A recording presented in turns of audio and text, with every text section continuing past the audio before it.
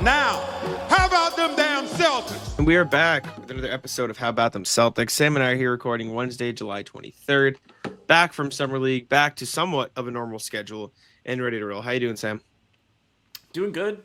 Excited for the show today. Well, sad stuff to talk about a little bit, but we actually have news. We'll talk a little bit more about Marcus Smart not doing what we would have liked him to do. George's Niang has heard everybody crying online about him. We'll go and do your emails. I'm pretty sure we have a good amount today. Shout out to you if you emailed us, hbtcpod@gmail.com. If you're an email guy or a girl, send them in. This is your time of year, hbtcpod@gmail.com. We'll go around the NBA and just touch up on the latest, which there is not much of, and we'll do the rat list and get up out of here. Should be a fun show. Stick around through all of it. We are here every day with new Celtics content. Full pods drop Tuesday, Thursday, Sunday. Game recaps are born after each game, and other videos are here in between to keep you up to date with all things Celtics. So subscribe to the channel, leave a like, hit the bell, and let's get into it. All right. Starting with Marcus Smart, who spoke for his first time since joining the Lakers. Was asked about what he expects from Celtics fans when they play the Celtics. He said, I'm expecting a lot of boos. I'm expecting a lot of hate, and it's okay. I understand it. Also said about getting recruited, when you get a guy like Luka calling, checking on you, trying to see where you're at, to see if you want to come join something special that he's trying to cook up over there. For him to say that he could really use my help, that meant a lot. I don't think that Marcus Smart gets booed. Like, I just still don't think he does. Like, joining the Lakers, yes, but it'd be one thing if he left under his own volition. They shipped him out. Like, at that point, he's kind of allowed to do whatever he wants. Like, if the Celtics, he left the Celtics, like Ray Allen, like you talked about last time, maybe it's one thing. I don't think he gets booed. I think he'll get booed from the section of fans that didn't like him in the first place, but I think the people who liked Marcus Smart in the first place will still like Marcus Smart. Those people that didn't like Marcus, like, this is their Christmas. Because they feel vindicated finally after years. And I mean, they felt good when they won the title without him too, which kind of like took some of the sweetness away from it. You just had like the guys on rooftops shouting that they were right about Marcus Smart, which was kind of annoying. The Lakers thing, I have mixed feelings on this. If I had to like put money on the table and be like, this is what's going to happen, I don't think he's going to get booed. I do think that people that never liked him are going to feel vindicated again. They will be more than happy to boo him. There's just part of this where I don't know if there was any actual interest from the Celtics, but they could have brought him back this summer if they really wanted to and if he wanted to be here. But there was no real reporting on that being a thing. Like, it's not like, even after the fact, we haven't heard like. I feel like Celtics this were is in on like it. saying they could have brought back IT. Like, they could have. They could have brought in Dennis Rodman on a 1-year contract. It wasn't like a realistic thing. Like, why would Marcus Smart join the Celtics? He has so many years left. He's barely on the court. He wants to go win. This is not the year for him to join the Celtics. Like, it doesn't make sense for him if he wants to win a championship. And if you're the Celtics, like, I don't know, man. Like, there's you let him go once. Does he really want to sign back after you did him like that? You don't really have, like, I know it's like you could waive JD Davis and bring Marcus Smart back, but like, are you really in a position where you want to prioritize signing 32, 33-year-old veterans? Like, if it was Seth Curry, you wouldn't say go get him, because it doesn't make sense, because you're not trying to add pieces to try to win a championship right now. You should add pieces that are, let's go take a swing on this guy, see what he turns into, see if we can help in the long run. You want to like do stuff like that. And I also don't think they had the BAE available. So he would have had to take in a pay cut to join the Celtics, because he got 2 years, 11 million. And I know you're like, oh, that's only so much money, but like 11 million versus a 1-year minimum, it's a pretty big difference if you're Marcus Smart. So I just don't think it really made sense from any avenue, unfortunately, because I love Marcus Smart. Yeah. He could have picked any team, which makes this like stink too. Like, I'm trying to like think of the other side of this where it's like, yeah, of course they're gonna boo him. They're mad at him. I think there's like fair reason to be upset. Like, it is upsetting to go join the Lakers, to go join LeBron, to go join Luka. Like, just a unlikable trio now all united. But I don't think it's gonna erase like what he means to people here. He's just such a unique figure in the Celtics community or like Celtics history where I think he's always going to have universal love. And he didn't really do maybe enough for a lot of people to think like his number should be retired or anything. And I'm not saying that it should be, but like people feel that strongly about the guy without.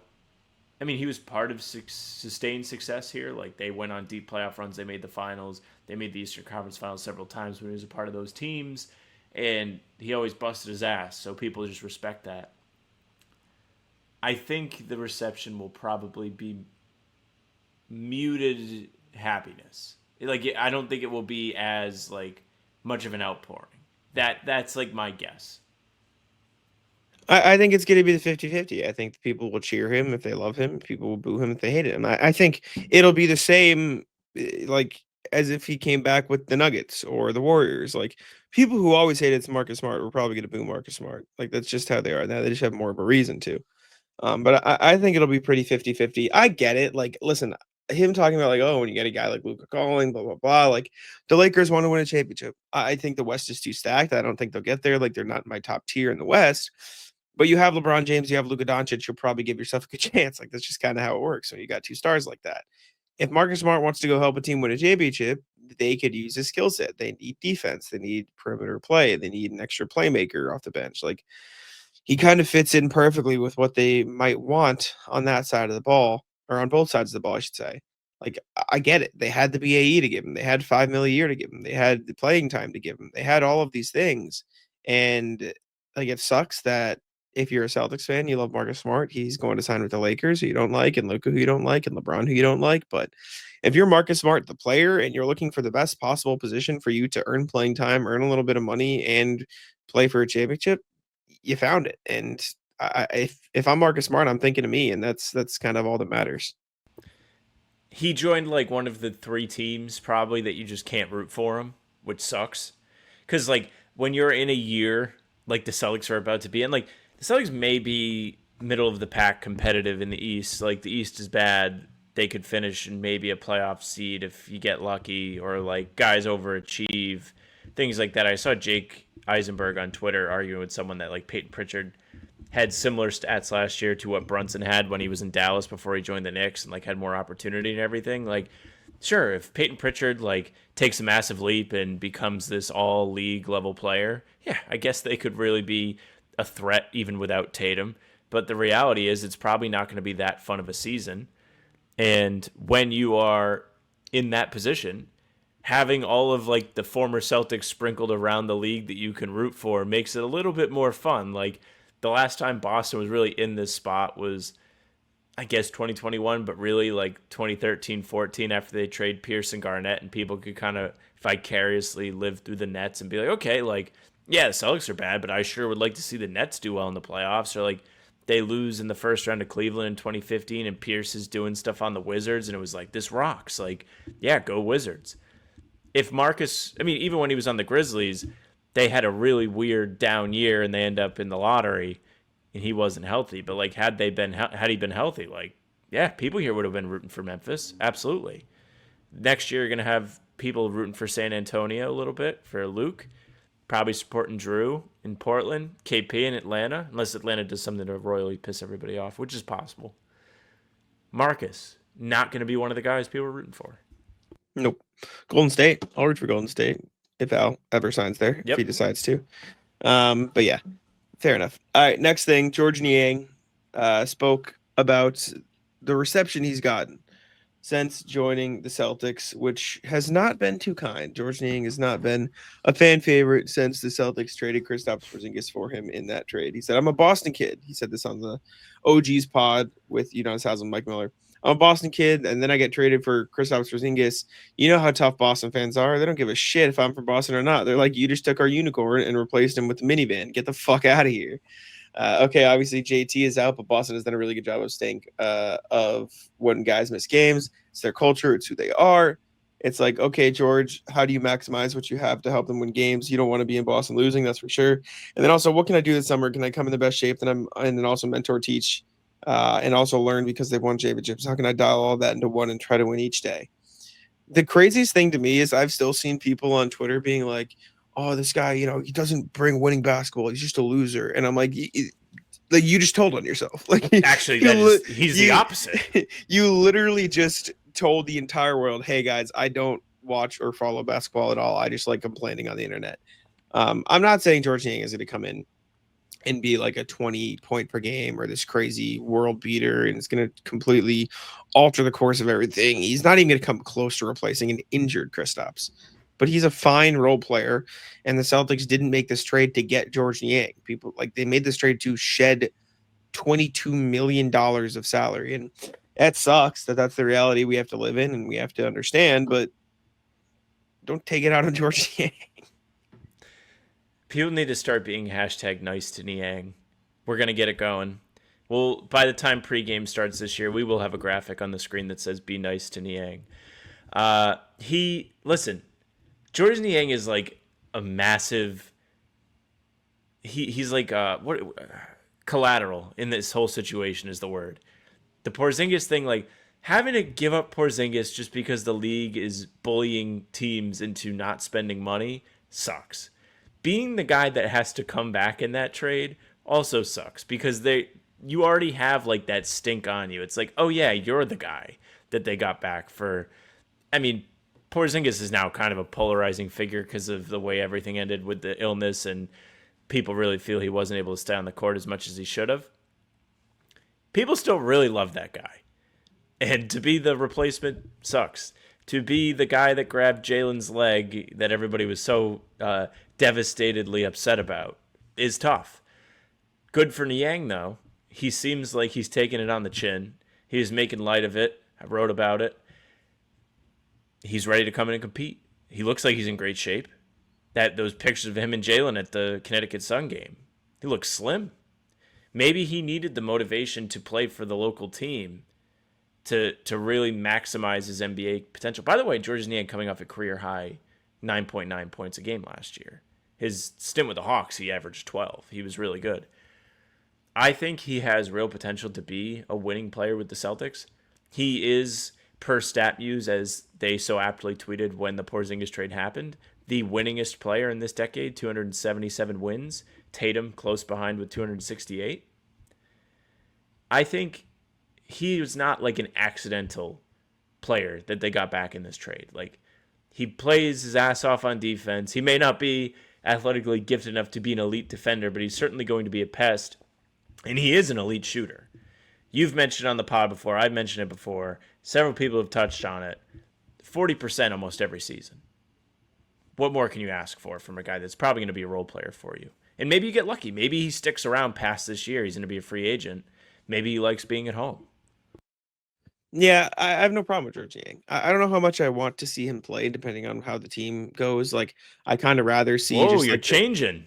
Well, no, I just rather see like Baylor Shireman. I'd rather see Jordan Walsh. I'd rather see Lou Gonzalez get spot minutes. I'd rather see Sam Hauser get a chance to shine. But you're inevitably going to need some extra minutes at the 3 and the 4, probably mostly the 4, and he'll give you that. So I'm excited to see what he can do. I'm excited to see a Massachusetts guy in Boston, and people got to cut him some slack. He's the 11th ever to play for the Celtics from Massachusetts. Can you name the rest of them? Kari did an article on it. A lot of them are like way back in the day. I see. Most notably, I see. Dana Barros, Noah Who's most Vonleh recent? recently. Okay. Jake Layman also in the early 2020s was on the opening training camp Briefly, roster. yeah. George Niang, where does he rank all time scoring wise amongst Massachusetts natives? Do you know? Is he like 1? 6. 6. Who's 1? Bill Lambier. Didn't know he was from here, actually. I didn't either. I'm sure all the old heads love that, by the way. Let me tell you guys about PrizePicks. PrizePicks is the best place to get real money sports action this baseball season. Basketball season is over, but the action can still be heating up on PrizePicks. Make sure to check it out. The Red Sox have been my go-to. They've been bad since the All-Star break, but that hasn't stopped the fun on PrizePicks. You just pick more or less than at least 2 player props for your chance to win up to 2,000x your cash. For example, I've been going with the Roman Anthony, the Sedan Rafaela, and the Trevor Story, who's been pretty hot lately. More on hits, more on home runs, whatever I'm feeling that day. That'll be my go-to. Sam and I do the PrizePicks every single pregame show during the Celtics season. Again, you just pick more or less than at least 2 player props for your chance to win up to 2,000x your cash. Make sure to check it out. Download the app today and use code CLNS to get $50 instantly after you play your first $5 lineup. That's code CLNS to get $50 instantly after you play your first $5 lineup. PrizePicks, run your game. All right. let's check out the email here. A reminder, as always, Pull you 'em guys up. can email us at hbtcpod@gmail.com. That's hbtcpod@gmail.com. For today, all from RJ. RJ says stories to track between Summer League and training camp. Evening, folks.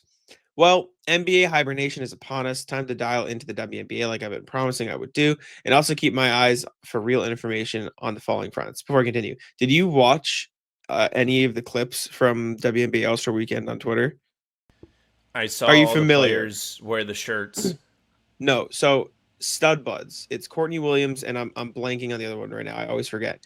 They live streamed 72 straight hours of All-Star Weekend behind the scenes. They live streamed the That's kinda games on funny. the bench. They live streamed the court side, or excuse me, them in the clubs. Kathy Engelbert, who is the commissioner of the WNBA, was just drunk dancing at a club with them on camera. Like imagine Adam Silver was just at the club with Anthony Edwards and Shea, like dancing with them. There would be no dude, less comfortable it was- individual on the planet than Adam Silver at the it was club with NBA players. incredible content. If you're looking for fun content, go watch the clips on Twitter. Go watch the live streams. It was very fun. Regardless, questions from RJ. What condition are Xavier Tillman's knees in? For all of the Instagram clips of JT's rehab, the more immediate impact of the Celtics roster and salary cap will come from X. Next question. Will Bill Chisholm and company pay for a new basketball haven themselves? For examples of building a city with cramped arcades, look at San Francisco, which saw both Oracle Park and Chase Center privately financed. What's up with Al Horford? And when will Anthony Simon and George Niang get their welcome to Boston presser, or did it happen? I miss it. I was going to add who gets the last two-way contract, but that may be settled by the time you read this. What I really won't be tracking are reporters playing with Trade Machine and trying to pass off rumored trades. That stuff is great for podcasts and fan blogs, but doesn't count as news. Be well, RJ. We can go down the line here. Xavier Tillman's knees are cooked. Will Bill Chisholm and company pay for a new basketball haven themselves, for example, of building in a city, blah, blah, blah. I assume they would get help from the city if it was in a place where it would benefit the city. But I think that would have to be determined based on like planning and everything. Yeah, it's also probably going to be a while before it would even happen. It's like one of those things, you hear about it, and then all of a sudden the new arena opens, and you forget about all the time that's passed between the announcement and like all of this like suits putting shovels into the ground, wearing hard hats at the groundbreaking, and then you actually see the arena open. You're like, oh yeah, that all happened. Still have no idea where they would put it. Maybe Everett. Like that was what I put in the Houdini article. I was like, I guess people like think that they can put it next to Encore. Don't know if they can. I think that would be in the team's best interest to do so, even though I like TD Garden. I've had plenty of memories in there. I've been there. I know the ins and outs of it now that, you know, the two of us being on the beat get to go in as like credentialed people and be not just in the stands. You get to see a lot of the halls and stuff. That's cool. But if you're thinking from like solely the Celtics perspective, Bill Chisholm has not shown any haste to spend money or hesitance to spend money. But if he was getting paid from all the shows and concerts and everything that come in the summer, might be even further willing to spend money. And that helps the team. Yeah. I think it would probably like be a casino thing too. Like if I had to guess, so they'd probably get some money from Win Encore. They'd be like, hey, like you put it here, we'll give you some money, blah blah blah. So keep an eye on that. What's up with Al Horford? I don't know. It's kind of weird. He's not coming back, unfortunately. I just don't think he's gonna be back with the Celtics. I think any hopes of that are gone. It's just retirement or go help another team now. I'd like to see him keep playing. I think he can keep playing. I think it sucks for him that his Celtics tenure got cut short the way it did with injuries to Tatum and everything. I don't know. I think it's still a matter of time before he signs with the Warriors, but I guess we'll have to wait and see. It is the darkest timeline. I think I'm going to write about that sometime later in the summer when we're like really, really bored. But just all of the things that have like been collateral to the Tatum injury, you could make like a whole fan fiction of how awesome the 25-26 Celtics could have been if Tatum never gets hurt. And now you're looking at Horford going to play maybe for the Warriors. The Lakers were a team that was reportedly interested in him too, so you could have Marcus and Al on the Lakers, which would be just two shotgun blasts to the chest. Mm-hmm. And the other team was Milwaukee or maybe Atlanta that he was like, maybe he retires. I think I'm rooting for retirement, just selfishly. But I would like an Al Horford Warriors t-shirt. Maybe. I'm in. I would like Al to keep playing. And then last one, When are we getting Anthony Simons, George Niang pressers? Maybe never. It wholly depends on if they are traded again. I would hedge my bets that Simons never gets one and Niang won't get one until way later in the summer if he does get one, when it's definite that he won't be traded. But that's just my guess. Niang should get a parade, if we're being honest.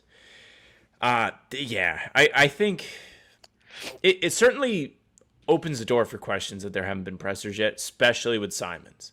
Simons is like a high profile enough player where people would want to do big stories on him, and Niang's local background, I think, makes him in that category, at least here as well. And the fact that neither of them have spoken to the media as Celtics yet kind of raises like, oh man, maybe they are going to get traded. Niang doing the OGs podcast kind of calms that for me. I don't know if like Brad Stevens was like, hey, you're probably going to get reread in a trade, that he would go on a podcast and talk about like what it's going to be like playing for the Celtics. I don't think so. I mean, I don't think George Niang is going to Brad Stevens and say, hey, do you care if I go on the OGs podcast? Like, I think he's just his own person. Like, I don't think he would have went, but my point is like, if he thought he was going to get traded, I don't think he would have had as much to say about like what his goals are with the team. I suppose. And so on. Like, he would have just been like, I'm just trying to like improve every day, or like something very, very generic. Maybe. I would hedge my bet. Like, I think there's a greater chance that Simons gets traded than George Niang. I would actually bet that Simons never plays a game for the Celtics, unfortunately. I just don't think it's going to happen. But I don't think Brad Stevens is going to go to George Niang and say, hey, you're safe. Like, George Niang is not that level of player, in my opinion. Like, I think he said that sure, we probably won't trade you. And so I do think there's a much greater likelihood that he stays than Anthony Simons stays. But I don't think it's like don't place a bunch of bets on George Niang is going to play for the Celtics 80 games next. I can't wait for him to be the all-time leading scorer someday. Great. We'll have to wait and see. But thank you, RJ. And then two-way contracts, I think it's just going to be Norris and the two rookies for what it's worth. Yeah. So next, music. I promised music evening, folks. I said I would drop some tunes for some folks to help summer go by. So let me start with a lovely oddity in honor of the man who introduced it to America, Stephen Colbert.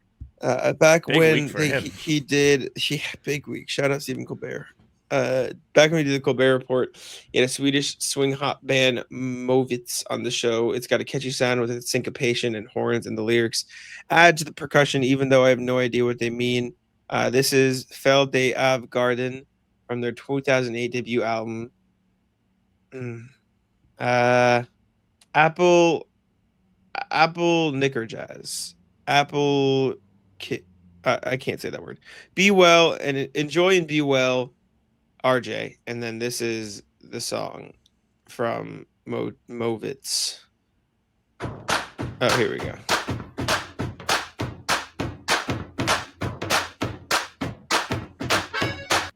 Is Movits going to copyright strike us? I thought a little bit about that. Maybe. If you would like to listen to Movits, you can see it here. I don't want to get the video taken down. So we will listen to Movits another time if RJ can confirm or deny whether or not our video will get taken down. Thank you, RJ. I liked the first few seconds for what it's worth. But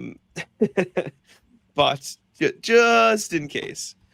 Next, RJ again. Fans do not live by Celtics content alone. Evening, folks. I was doing a semi-random walk through the tube of you and realized that there is more to life than just Celtics content. I know, blasphemous, but I like living dangerously in addition to exposing Jack to different words. I know what blasphemous means. Did you dictionary link me blasphemous? Yes, he definitely did, because he parenthesized. He likes introducing you to new words. Yes. Is this the biggest insult you've ever received on this show? Yes or no? It's up there. So tonight's fun side quest is How to Drinks, the Worst Drinks in America episode on the Mai Tai. If you like Sam's cranky commentary, you'll love Greg complaining about what insanely and bad what insanely bad interpretations of Mai Tai these are. Keep an eye out for a reference to High C. Best of all, you don't need to be a fan of cocktail culture or even drinking to appreciate his snarkiness. This man transcends his content. As a side note, if you want a greater appreciation for how bad the recipes are, here's an article on the Mai Tai, or the wiki article on the Mai Tai, wherein the real recipe is revealed. More silliness as I find it. It's a long time coming till training camp. If you would like to check out this video from RJ, it is just the worst drinks in America, how to drink. So Meredith Again, has been begging me to. Oh my gosh, I don't want to get clapped. I don't want him to strike our video, so we'll show you here. But shout it out. Go check Should we it get out. him on the pod to talk about it. No, no. Have you ever had a Mai Tai? No, I don't think so. I don't even know what a Mai Tai is. Me neither. I don't drink, so I was curious if you had like thoughts. No, a Mai Tai. I've heard of it. I just don't know what it is. Sounds like It martial is a cocktail made of rum, curacao liquor, orgeat syrup, and lime juice. Tiki culture. I've never had a Mai Tai, but cool. Fun with math for what it's worth. What have you been doing? Not Celtics, college football. College football, moving's taken up a lot of time. I actually haven't even really gotten to play that much. Probably as much as I would have liked to. It's been a busy month, weird month. Mm-hmm. How about you? I guess you've just been in Vegas. I've been in Vegas. You've actually just been doing Celtic. But like outside of that, Like the horses. Yeah, I watched Criminal Minds, the new season of Evolution. That was good. I just started a new show called Tracker on Paramount because it popped up in my recommendations and it looks pretty good. What makes you decide to start a show? I usually just watch YouTube, and so I'm watching a lot of YouTube. I just watched the new season of Jet Lag the Game, which is like they just played Snake, like the video game.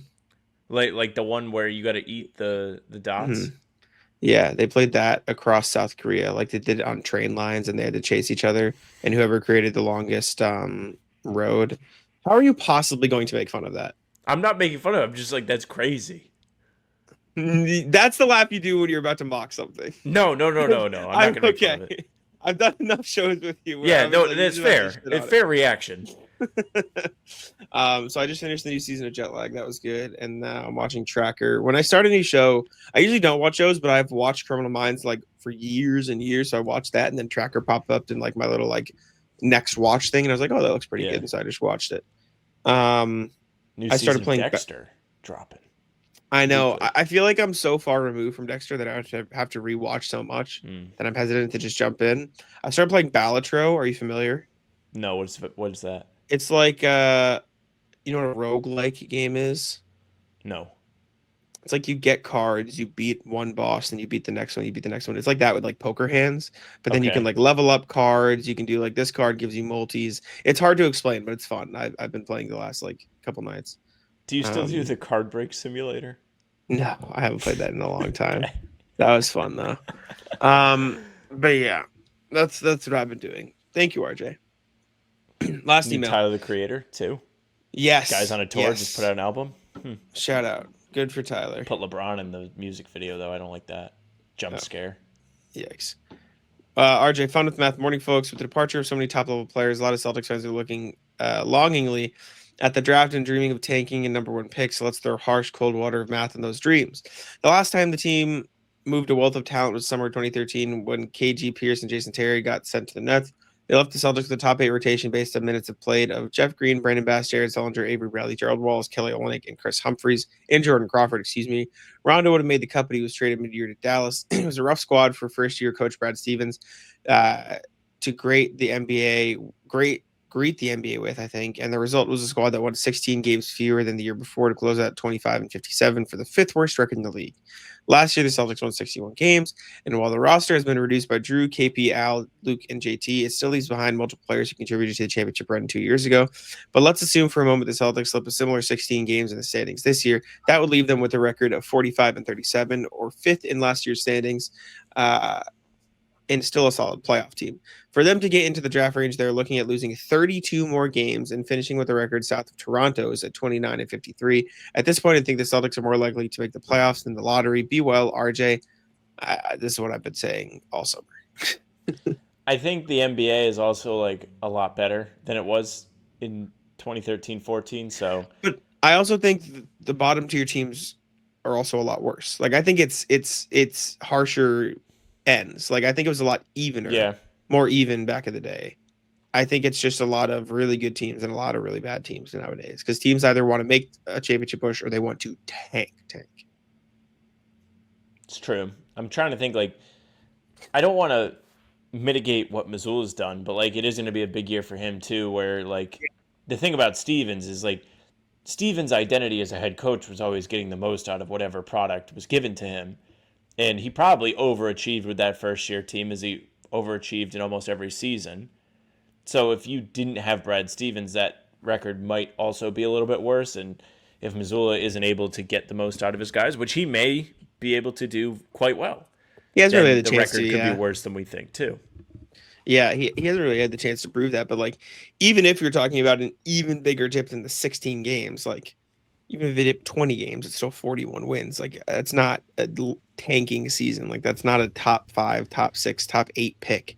Like it's gonna be really hard to tank with Jaylen Brown, Peyton Pritchard, Derek White on the roster. Like I've been saying that. I'm gonna keep saying it. Like you have a top 15 guy in the NBA borderline. You have a top 30 guy. You have Peyton Pritchard who could take a leap. Like I think it's gonna be hard to tank. But I guess we'll see. There I are going to guess be we'll some see. bad teams. I think like it's kind of too soon for us to like be like, what do we think of this team? What do we think of that team, and so on. But like just off the top of my head, like I think Atlanta got significantly better. Like they're going to probably Mhm. leapfrog them. Philadelphia will be back, hopefully. There's a lot of smoke around Philly right now. Paul George has undergone another knee surgery, and Embiid might play basketball next year. So there's a lot of what ifs with them. Charlotte probably won't leapfrog them. Orlando will be Charlotte's not better. good. Charlotte's Miami not won't good. be better than Boston, I don't think. Toronto probably won't be better than the Maybe, but Celtics. probably not. Milwaukee's Milwaukee, probably right around the same Washington, level as this team. Washington. Washington bad. Washington very bad. Like Phoenix, are they going to be better than what the Celtics are in the Eastern Conference playing in the West? Probably not. The Jazz, no. Like you're just looking at 6, 7, 8 teams immediately who like I don't really see a pathway. Boston's in such a weird spot because they can't completely offload talent because they still want to be good next year. But it would definitely benefit them to be bad this year and get like a free good player on a cheap contract. Yeah, I don't think it's likely.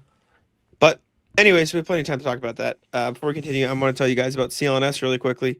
Ton of great podcasts, ton of great content there. Make sure to check it out. If you're listening to this, you're listening on the How About Them Celtics YouTube channel. Make sure to leave a like, subscribe here, turn the notification bell on. We'd appreciate it very much. Check us out on podcast platforms as well. But also jump on over to the CLNS Media YouTube channel. Subscribe, noti bell there as well. Got some great content. You've got podcasts. You've got all the post game pressers. You have all the summer league content you could ever ask for, as well as Celtics All Access on CLNS on YouTube as well. That's where you can find the podcast. You can find the A list or the big three, excuse me, with Sherrod Blakely, Gary Washburn, Kwani Lewis.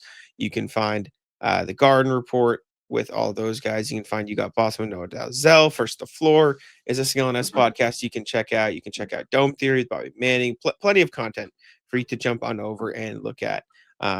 So make sure to check it out there, subscribe, and support CLNS. Okay, NBA section. We really only have one thing. There wasn't much to go over for the NBA. Not much has happened outside of Summer League.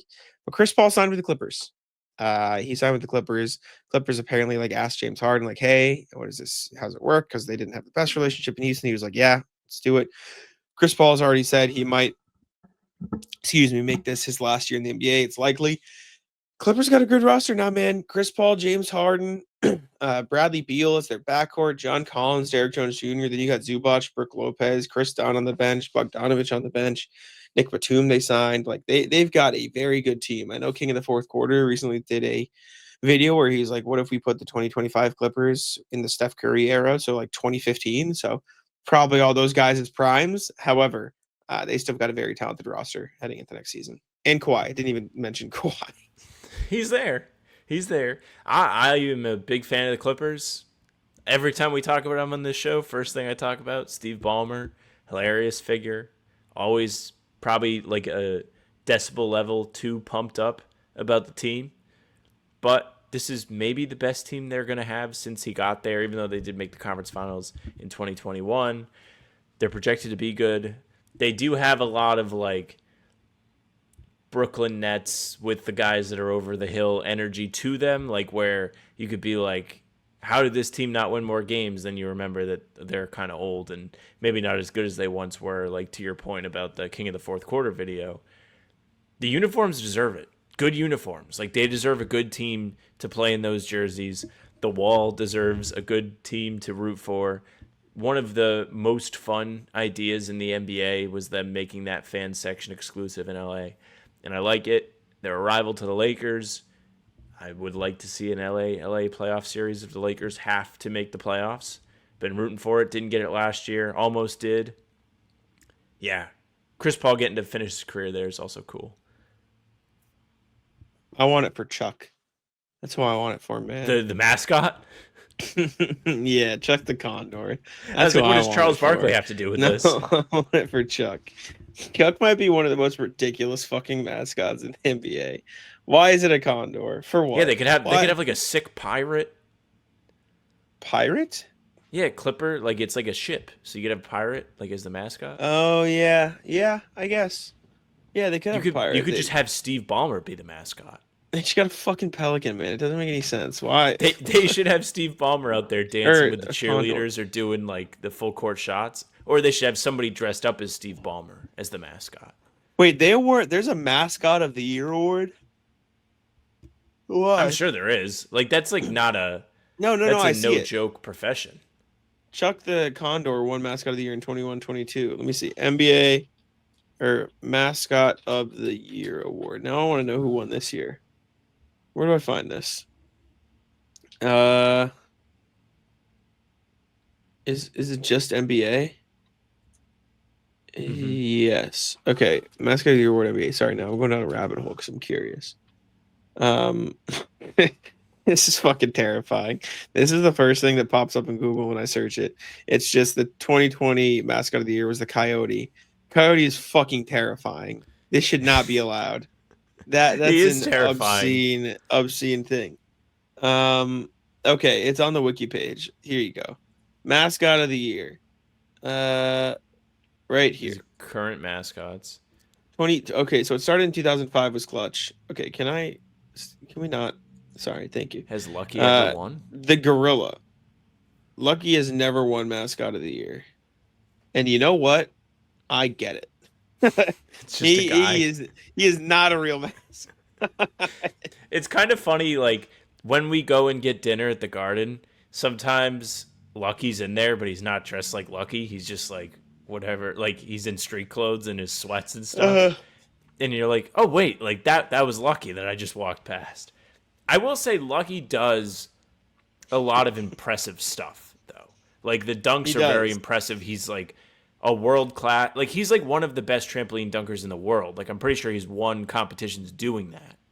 And he's also like an elite gymnast. He does all like the flips and stuff. Look at this fucking thing. This Hornet is a disgrace.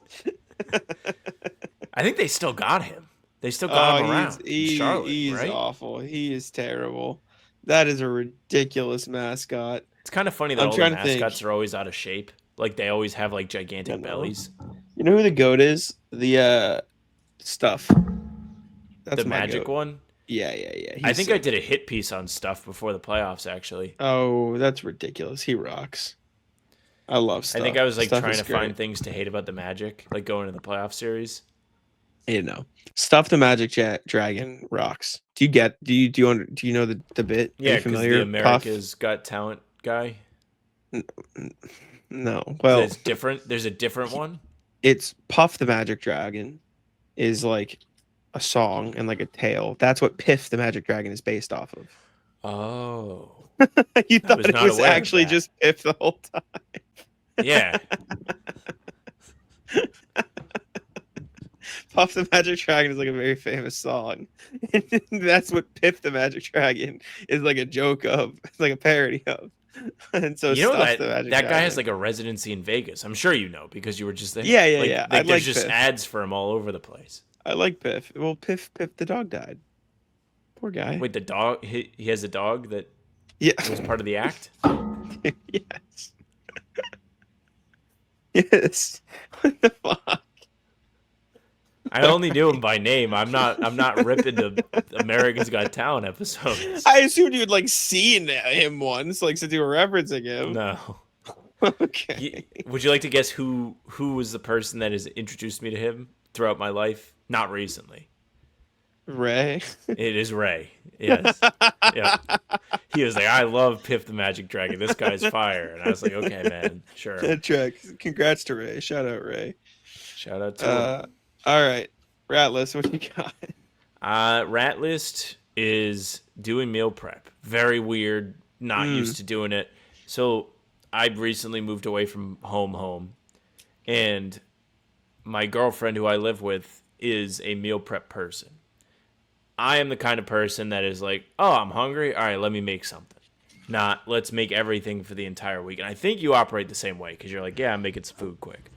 I tried meal prep once and I ended up just throwing half the food away because I just didn't want it at that time and then it went bad. So I'm like, you know what I'm saying? Like, it's not for me. But So Michaela does that too. We did meal prep yesterday for 3 hours. 3 hours of cooking. And we did a great job with the food we made. Like, we made good food. It was General's chicken with great vegetables. Can't wait to eat it a little later today. We'll enjoy it. I've never cut chicken breast before. Like, usually I just pop the chicken patties in the air fryer. Cutting a chicken breast, one of the more difficult things I've ever done. Is this abnormal? I mean, I usually buy the pre-bought like chicken. Like, what do you mean you cut it? Like, you deboned a chicken? Like, what do you mean? She deboned the chicken, yes, but Yeah, we no. bought boneless chicken breasts, and I cut them into like smaller pieces so we can have. Oh, so like the literal, just like the open the packet chicken breast. Yes, yeah. Yeah. What do you mean that? Like, what was wrong with it? No, like cutting it, like having Yeah, to I like. know. It's hard. It moves around. Don't want to cut my fingers off. I need them to make money. Can you imagine if I lost my fingers? I never really thought about it being hard. Is your knife not sharp? Like, you just hold it and you just, Maybe like, it wasn't go. that sharp. I think the key, like thinking about it, like the slower you go, the easier it is. Like, don't put too much pressure because it's like almost. Okay. I don't know how to explain it. So I think the slower and like lighter you go, the easier it is to like slice through if you have a sharp enough knife. Like, But we were trying to. do you make take the tendon out? cutlets. No. Like, there was no bones in this. Like, it was just a No. big hunk of meat. The tendon. I know the tendon though. I don't know. It's like the little white strip that goes through the chicken, and you take a paper towel and you pull the whole tendon out. This is all news to me. People listening to this are like, "What the fuck, dude?" I just if I get you don't hungry, have to take the tendon I'll make out, like but- a turkey and cheese sandwich, or I will make like I have frozen chicken patties that are like not just like the basic cardboard version, like pretty decent, and I'll make them and I'll either cut them up into like smaller pieces and make like a bowl, or I'll make sandwiches like, or I'll make turkey burgers. Like got a little bit in the bag, not a lot. Air fryer is your friend. Yeah, no. We did the air fryer for the actual chicken we made, which was a lot because Oh, really? You didn't like cook it on a pan? no, we like put like corn meal on it, and then like it came out good. Like we did a good job. I see, She knew what she I was see, doing. I She knows see. how Oh, yes, she I knows see. ball. That makes sense. But yeah, we didn't even get to do everything we thought we were gonna do, and I was like, I'm tapping out. Like I'm tired. What else did you make? When we made that chicken, then we had prepped like other chicken cutlets to make, which those are prepped and ready to go, but we didn't like cook them or anything. So we'll make that later in the week. I think see. the move is going to be to do some of the prep and then just cook the items on another day, because I can't do it all at once. It's too long, especially when you're hungry. I was hungry the whole time. So I'm just working with food and I can't eat any. Yeah, I see. I'm gonna Ratless 2K. So I wanted to play Oh. 2K with my friend. I didn't actually play, but my friend has it on PC and there's no crossplay, which immediately Ratless. Like come on, Kind of you're a weird. billion-dollar company, have crossplay. So I got it on my PC. It was like on sale on the Steam store for like 80% off. It was $10. I'm like, all right, I'll pay $10. I'll play. Do you know how many gigabytes it is on your PC? Yeah, it's like 100 plus 130. Insane. because you got to have the whole park Insane. and all the stuff. However, Also, you should be able to just say I don't want that. Like, just let me have less gigabytes to have that. I didn't know. So I have like a little Windows extension like thing that I use like called Tree Sizer to like delete space because it shows me what percentage what is taking up. Okay. But it didn't list my Steam library. So this whole time I have just had hundreds of gigs in games stored on my PC that I didn't know about. And I finally got to delete them yesterday and I created the necessary gigabytes to download 2K. But I was like blown away that I had that much storage like being taken up by stuff in my Steam library. I had games I Has haven't it played improved ever. the speed of your computer? No, because then it downloaded 2K for the entire space Oh, that that's I okay. saved. All right. Yep, that's right. Very true. But that's all right. But I also want to get Balatro on my Switch, but it won't take my money. So I've The been problem with all those games is like I have like my Xbox now, but I had a second Xbox that I would like bring with me if I traveled. Like I bought it so I could like have an Xbox if I was staying at my girlfriend's place for a while. And it didn't have that much storage. Like I only put like 3 games on there at once. Like you put At 2K Xbox? on there. Yeah, and if you wanted to play like Call of Duty's another one that has like so much. I don't really play it. Oh yeah. Call of Duty's like 300 gigabytes, something crazy. But like college football only like 30, if that. Good game. Yeah, that's huge actually. College football this year, by the way, is way more difficult. Like the computer is like galaxy. I've heard it's like insane. Because it just it cheats. Like it knows what you're doing, and then it runs run pass options, and no matter what you do, you're gonna get got. Like it can adjust to whatever you do as the user on that play. You could they love third down. You get that computer to third down, it does not matter how far they are. They're getting it. Yeah, I don't know if I'll be making my turn. I wouldn't recommend it. Henry has had a very interesting season so far. Oh, no. He just messaged our league chat now, and he said, big game for Tulane against ranked BYU. They're still irked by the missed game-tying field goal against Iowa State last week. And this is against the computer. Like, usually when I set this season up as, like, the person running the league, like, I made sure everyone had, like, 4 or 5 user games, just so nobody had it easy. Turns out, the more user games you have, the probably easier your schedule is because you don't have to play the computer. Interesting. How many user games do you have? 5. Okay, so are they accusing you of collusion for giving yourself more user games? No one is. I actually lost to somebody this time. Who'd you lose to? You don't know him. Some guy like that was like, "Can I be in it?" And like, yeah. And I forgot to put like my playbook on, and I was lost. I played terrible too. I could have won the game. I threw like 400. I was so bad. So Interesting. bad. I have Frank this week though. Can't wait. For those that don't know, Frank is probably like the biggest rival on this. He's little brother. If there ever was little brother. That's fucked He's up. fired up. And I picked Poor Oregon guy. State this year. And Oregon State, when you play at the stadium, has a chainsaw sound they play. He's already pissed off. I was playing against... I think I played Henry. And Frank heard the chainsaw, and he was like, oh, I'm going to hate that. Poor guy. I told you I've been playing Balatro. I'm like addicted. Like all I want to do is keep playing Balatro. I've gotten How it do on you like find two these? Just like two different devices. Creators you like play them? Yeah, YouTubers I watched. Some of my friends started playing it, so I was like, oh, let me get it too. But I've gotten it on my PC. I got it on my phone, but I want to get it on my Switch now too, just because like it's an addiction, man. It's fun though, and my Switch keeps not like taking my card for whatever reason, so it's like denying me my addiction. So we'll see if that works. But it works. Let's go.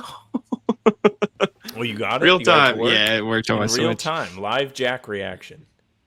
But yeah, Switch is W. Balatro, great game. I'll have to explain. I can show you right now if you want to like watch, but Pull it up. all right, let me open Balatro. Hopefully it lets me share my screen. If anybody playing has played Balatro, they'll be like, "Oh yeah, I'm addicted." It's like It'll be the Leo meme. The what? The Leo meme of him on the couch pointing at the screen from Yes, Once yes, Upon a yes, Time yes, in yes. Hollywood. Yes. Okay, let me take the rat off. This is Balatro. For those watching at home. Okay. Oh, My cursor's not on the screen here. I don't know No, why I it's not see it. working. No, I have to look at it. It's not showing up on my screen. Like So you have my to, you have to actual play. screen. Well, you can play through the StreamYard. It actually works perfect. No, because the mouse isn't in the same place on the StreamYard that it is on my screen. Oh. This is actually so annoying. Oh Okay, no. this is unplayable. Hold up. Can I fix this somehow? It's not letting me play. Like my mouse is not showing up. This is Balatro though. So you select small blind. It's also okay, this is not working. I'm deleting this. Wait, so I don't you know play why. poker? Kind of, yes, effectively. Like this, yeah, it deletes my cursor whenever I show you. So basically it does this. You select small blind here, and then you Okay. play poker. But after every round, so like here, you don't have to play 5 cards a hand. Can you see the cards, or is it still stuck on the other screen for you? I see the menu where it's like choose your next Yeah. blind. Okay. This is not working. It's not shit. Here you go. See Now now I have to, see the switch cards. it. So I can play 3 jacks, right? And then it'll play my hand, and I need at least 300. There's like a multi for jacks, right?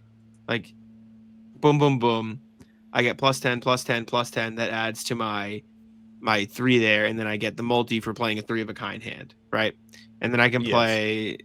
I'll play 2 3s, and then I'll be a 2 pair, so it'll give me a ×2 multi. And then I'll play the hand, and it goes here. And I want to show you like the Joker part because that's like where it's most significant. And I only get 5 hands here, and so then I'll just play the 2 9s and whatever, and I'm gonna get rid of the the 4 and the ace, and those won't matter, but I'll like discard them, so I'll get a bunch of new cards in my hands, right? So I get the 9 9, that's fine. 2 pair, 56. 1 more hand, and I'll be through. I cannot Perfect. see I can play. the current thing. You may have to refresh it again. Ugh, this is so annoying. Here, you can see Okay. 8 8. I see king, you have king. 2 8s. I'll play 8 8 king king. That'll go through, and it'll be like 10 10 8 8, and then I get up to the 300 chips I need, right? And then it'll go like this. It'll show me, okay, there's your score. You get some money to spend, then I'll show you what the money is, and this is where the game becomes more than just that. So I'll cash out, Okay. and then it'll take me to lobby. And then look, I can I'm get in it. these I see cards. it. So I can get 3 of a kind, which adds +2 multi and 20 chips if I play a 3 of a kind. This is a level up of 4 of a kind, which is +3 multi 30 chips. I can do rerolls, cost less. I can choose up to 1 of 2 Joker cards, and then I can choose tarot cards. And I'll pick this just so I can show you what the Joker cards are, because the Jokers are really where like the game, excuse me, starts to matter. So Jokers, this Joker, cards played with the club suit add +3 multi. So instead of using 2 my score, it'll ×5. And then this will add +1 hand size, so I'll get an extra card. And so you go through the game, you try to beat the bosses. The Jokers are like abilities. Yes, it adds like modifiers to your Okay. hand. And so then I play, and then it's just like an addiction, and that's what I've been doing. But anyways, I don't know why it was so difficult to share a screen for Balatro. Very strange. That's what I've been doing. But anyways, appreciate y'all for tuning in. Let us know what you think of the Celtics, of Balatro, of all that good stuff, and I'll let Sam take it out. Hey, thank you very much for listening and watching. Make sure you leave a like, comment, subscribe. Let us know how you're feeling this off season. We are here every single day, regardless, off season, regular season, playoffs, new content. Every single day, full pods drop Tuesday, Thursday, and Sunday. In the season, there's game recaps morning after each game, and other videos are up on the channel in between to keep you up to date with all things Celtics. You can find the 2 of us on Spotify and Apple too. All pods and game recaps are up there, so if you just want those, follow. They'll go right to your feed. Leave a 5-star review. We'd appreciate that very, very much. You can email us, hbtcpod@gmail.com. Big shout out to RJ for big-time emails today. hbtcpod@gmail.com. Send anything in. We're in the depths of the offseason. hbtcpod@gmail.com. Our socials are at How About Them Steves for Twitter, Instagram, and TikTok. Facebook's the name of the podcast. All streams are there. They're on YouTube. They're on Twitter. Jack's Twitter is Jack's1NBA. Mine's at Sam LaFrance NBA. That's it for us.